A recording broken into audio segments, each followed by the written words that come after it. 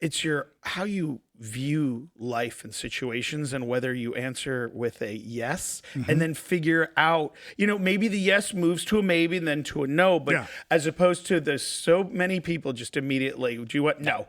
And you're like, now you Yeah. how do you get anywhere in life without, and I think that's what's interesting about this industry and different things and the collaborativeness Yes. and since I'm gonna switch it up for a second because it just made me think when we say yes and then you think about the I'll call them suits because I have a background as a suit as well, so I can make fun of the suits and the bean counters, but the reason I say that is you have the creatives and then you have the bean counters and you have what's going on with the strikes and what's Yeah. happening now. So I'd love your thoughts because you have a perspective being in the industry and on all sides, Yeah. right? Yes. I was a friend of mine who's the head of New York Film Academy was on, and we were talking about, just kind of what opportunities in the strike versus the others. And I think that well, I don't want to put my words on it. I'd love your thoughts on what you think's going on, the inflection point we're in the industry right Yeah. now. So I think there's a lot of money to be had, and I think that the point of business is to earn and to make as much money as you can for yourself, and I think that studios are trying to do that. I think the strike is there's several opportunities from an acting standpoint. When the WGA strike hit and there was no work, I said now's my time to sharpen my reel, to get my pictures in order, to start putting together my own projects that I want to, there's nothing going on. So I might as well, open up my notebook and see if I can get some stories down so that when the strike is over, I can, see what I can do. And that's what's happened. I have a meeting today. I took the time during the strike to really create. But I think from a business standpoint, I think that the writers were smart to say, we have a story to tell, several stories to tell.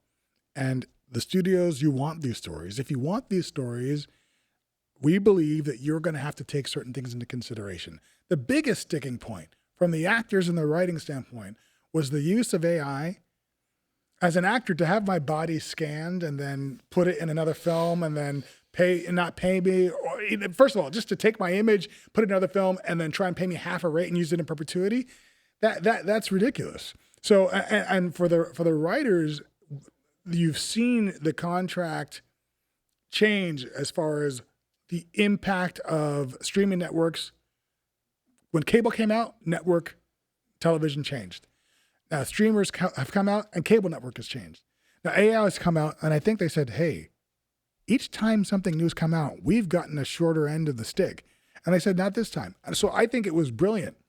For the actors, there's a bit of a challenge because you have people who are wealthy, who make a ton of money, who maybe this doesn't hurt them financially because they're not working, they have money. You have people who I would say are middle class actors. I'd say those who are on, I don't know, a Disney show, a Nickelodeon show. They're making good money and they are living from their check to check. And it probably really affects them because they're out of work. Right. Then you have the actors who honestly don't work a lot. Most actors don't work. I was going to say that's probably upwards of 80-90%. Yeah. Right. Yeah. And maybe it affects them less, but it does give them something to rally around and that they can hope that one day they will be in the position where when they are working, the deal does affect them. I think the solidarity of the unions coming together is great. I think you don't get rich on demand. I think you have to offer something. Mm-hmm. And I think that this has shown, number one, the studios that the writers have something to offer. They're not willing to compromise. And now the actors, we're having to stay together and say, we have something to offer too. And you can't just take any deal that's given to you. Now, the background performers and the principal performers have the same vote, and maybe their stakes are different. Maybe that's something to look at. I'd have to look at the intricacies of the contract. But I think all in all, they each need to stay together and say, hey, whether we're background, foreground, whatever it is, let's wait until we have a deal that really benefits us all long term before we move forward.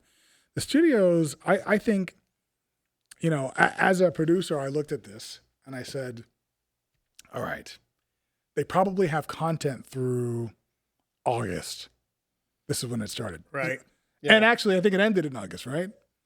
Maybe July? Right. Yeah. Right around there. August. I think. Yeah. And it's still signing. The ratification crossing process. T's and dot. Yeah. So it's like, the writers are probably going to get a deal in August. And so now the challenge is, now they're back writing. So the studios are going to have content and stuff to fill the pipeline through maybe February, March. I think that the actors have to know that November is Thanksgiving holiday, December is the other holidays, January is New Year's. Those 3 months don't really count for them. Mm-hmm. They're going to be off anyway. Yep. So really the patience is going to have to start again at the end of January, February. And I think the producers know that, like, the rest of this year's a wash, so we're not going to agree to any terms. Right. And see how it starts off in the spring. So we'll see. I think eventually they're going to have to come to a deal because they're losing out on the big names. They're trying to get around it by going to Europe and filming some stuff in Europe, which you can. I know some people over in Thailand who just dipped over there, and it's weird what's going on. Yeah. So. Now they've created an alternate contract that is under the agreement that they want the studios to agree to, some independent films. So that is giving opportunities for work, and it's showing that this agreement can work for studios if it's working for these production companies. Right. So hopefully that brings some resolution to the situation. I think it will. It's not going to last forever. No. But, in the meantime, I don't even worry about it. I'm like, all right, I got to make my own stuff. I got to keep working. Well, that's, I think, what you just said. Everybody in the creative space didn't stop. Right. And they're all out there. And just because the marketing machine and the suits and the people, but I think, like you said, people are going to go find that content, whether it's with some incredible companies like A24 with all these different projects that they've, everywhere, everything, or smaller ones. And so I think if you think about it, what do they really bring to the table if the writers and the actors are the content creators? They're the distribution, and people will find a way to distribute it. Or so it's very interesting of what you're saying, because I'm in the same spot. I'm literally heading to Japan to go start filming my project in December, because I'm taking advantage of the window when nobody else is kind of like, I'm like, hey, I can get some great people. So it's very interesting that you bring that up, and I wanted your take on it, because I think that it brings an opportunity to small producers and directors, or when I say small, not the mega studio stuff that have $100+ million budgets to, what I mean? So, well, very interesting. You guys all tune in and, hopefully get some value, give us some comments below. We'll put some your links, and I want to say thank you so very much for educating everybody out there, and yay, everybody, round of applause. Woo! Thank you.